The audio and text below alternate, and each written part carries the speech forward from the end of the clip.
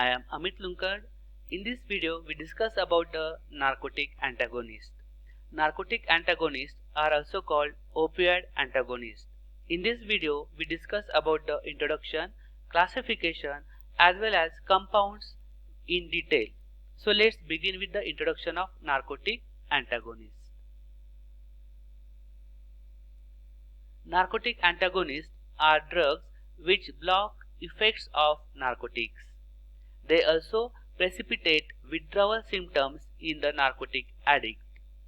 Useful in treating overdoses of narcotics, narcotic antagonists are structurally similar to morphine and hence they act by competing for the same receptor site.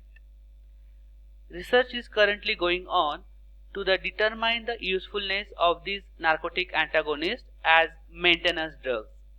Narcotic antagonists prevent or abolish excessive respiratory depression caused by the administration of morphine or related compounds.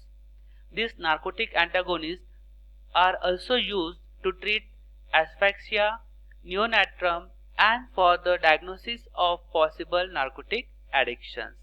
Let's begin with the classification of this narcotic antagonist.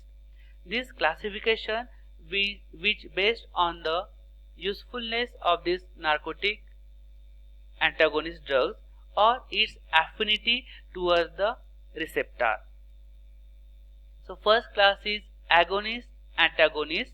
Example nalorphine, pentazocine, butorphanol. Next one is partial antagonist. Example buprenorphine and selective antagonist. Examples are naltrexone, naloxone, naltrindole, nalmefene.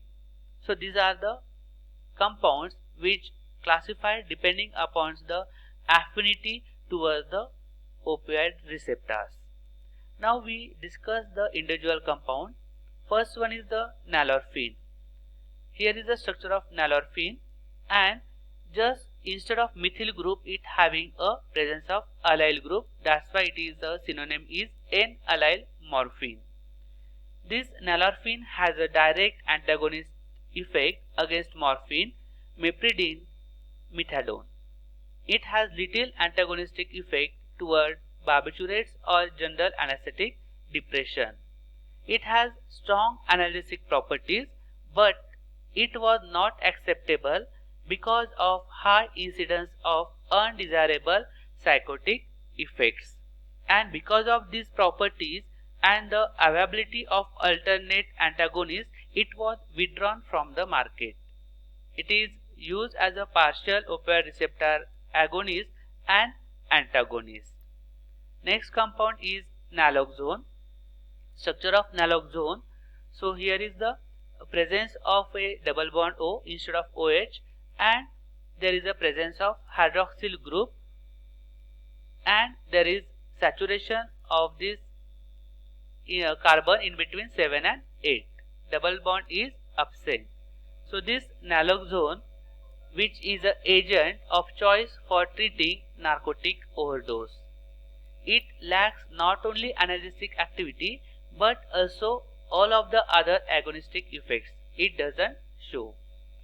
It is 7 times more active than nalorphine in antagonizing the effect of morphine.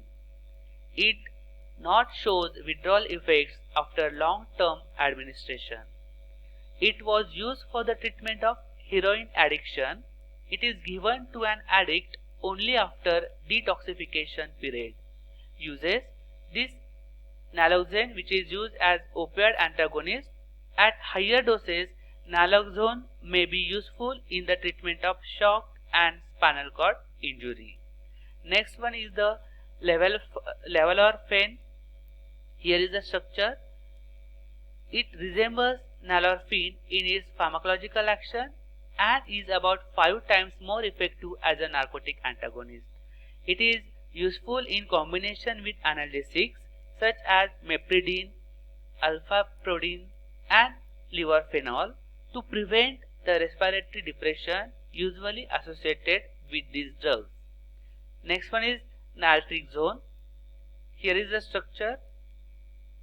Naltrexone has been marketed as the preferred agent for treating former opiate addicts.